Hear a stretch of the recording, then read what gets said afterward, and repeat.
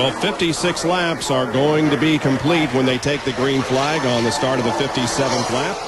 Let's hope we can get the entire race distance in here before it gets dark. 293 laps is the distance. Here's the overhead shot from the Pennzoil copter cam. And you can see the areas of the racetrack that still remain a little bit damp, but as far as the racing group is concerned, it's clean and dry. And the pace car makes the hard left onto pit road. So almost a 3-hour rain delay is over, ladies and gentlemen. We're ready to go back to racing in the TranSouth Financial 400.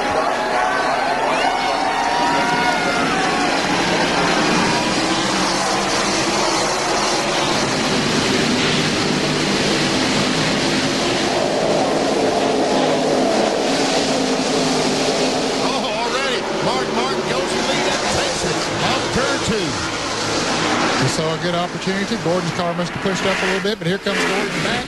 Mark wants to lead the lap, get those 5 bonus points.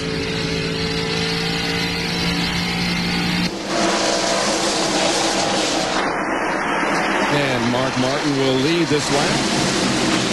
Jeff Burton looking to the inside of Gordon. Making no effort, however, to pass for second. Jeremy Mayfield now goes to the inside of Burton. He takes third, and Mayfield is on the move. Boy, did he get some traction, a good run off of that corner and went right around Jeff Burton. Now he moves up on Jeff Gordon. And he's going to dispose of Jeff rather quickly. Now Jeff Burton also is going to try to get by Jeff Gordon. Pulls alongside, and Gordon's car. Ray Evernham concerned they did not make the change. It's not exactly right now. And here comes Tony Stewart also. He's passed. And look at the line go past Jeff Gordon as Andretti, Ward Burton, Dale Jarrett, and others come up on him. And Jeremy Mayfield just took the lead. Wow. Mayfield making a statement here on this restart.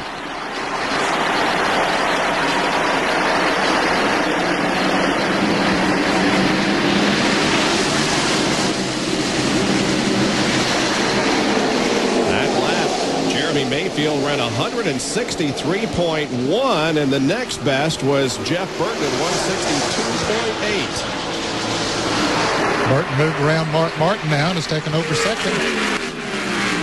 They're getting racy here. And all of a sudden, we got Fords up at the front of the field, and Tony Stewart here in a Pontiac is looking for third position. Here's Ward Burton along with Dale Jarrett and John Andretti. Jarrett to the inside takes the position away from Ward Burton. That moves Dale Jarrett to 6th. And see Jeff Gordon back in the 8th spot. I'm sure he's radioed Ray Evernham and said, look, we need to do this, or the car is doing this or it's doing that. Then we make some changes next up. And one thing that he did not want to do, he's very smart at not putting a lot of pressure on that right front tire on those early laps till the air pressure gets built up. He's very careful not to do that. Jerry Punch? Guys, since the green flag came back out, Jeff Gordon hasn't said anything on the radio, but it's exactly what Ray Evernham was talking about. He knew they would be tight going into the corner. That's exactly what happened on the restart. The car 24 went up across the racetrack being tight, wouldn't turn, and therefore he got a car underneath him. And it's loose coming off, so he couldn't get back in the gas. And exactly what Ned said. He cannot panic. They've got to save that right front tire and hold on for a pit stop where they can make what will probably be an air pressure change and also taking a rubber out. Now Jeff Burton closes in on Jeremy Mayfield for the lead. We've had 4 leaders so far: Gordon, Mayfield, Bobby Labonte, and Steve Park. One lap. Jeff Gordon dominated this race last fall and finished in 2nd position. Right now he's trying to get to the inside and find the lead from Jeremy Mayfield as we bring you a Lowe's field summary in the manufacturer's points battle. And these two cars running entire different lines to the corner. Jeremy Mayfield running extremely high, and Jeff Burton running low in these corners. Watch Jeremy Mayfield as he goes up the racetrack, up against the wall. Watch Jeff Burton right on the bottom of the racetrack.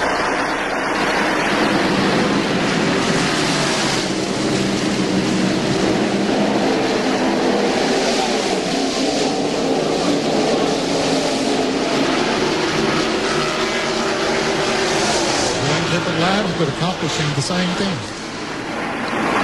Here's Mark Martin about a second behind. There's two running up in front of him. And then close behind Mark Martin is Tony Stewart, who started 10th. Well, Tony Stewart has had a terrific start to 1999.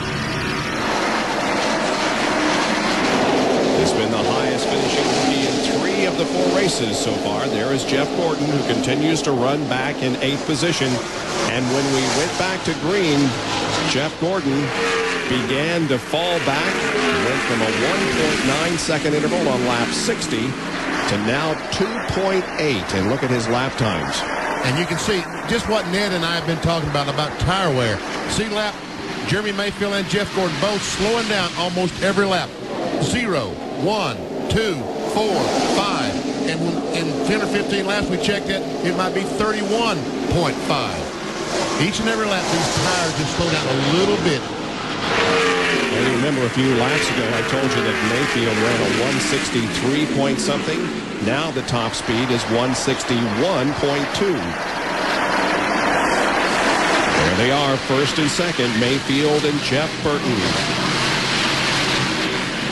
Dale Earnhardt, who made a pit stop before we went green, has really passed quite a few cars. Now is up to 34th position.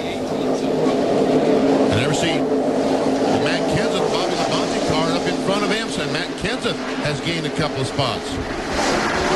Kenseth up to 30th and Earnhardt in 33rd. And once again, Jeff Burton tries to challenge Jeremy Mayfield for the lead, but could not make a run. And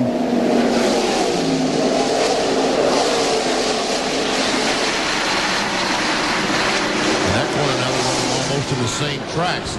It's down in 3 and 4 that the line that the drivers are taking through the corner is so radically different. You know, they're coming up on Darrell Waltrip. Put him another lap down. And that moves Darrell 3 laps down now.